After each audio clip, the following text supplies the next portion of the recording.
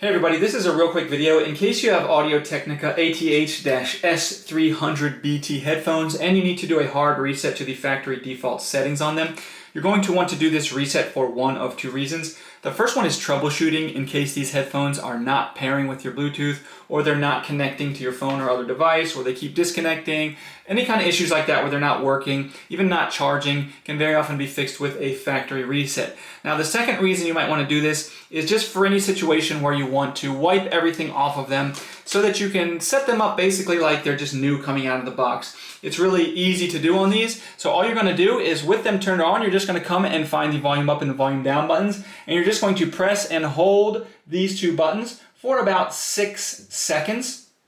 And basically keeping an eye on the little light on it, and when that turns orange, the headphones will then restart, and they'll go ahead and restart into their factory default mode. So you'll need to remove the old headphones from anything you've had them paired with in the past, add them, and then just add them and pair these headphones again as a new device.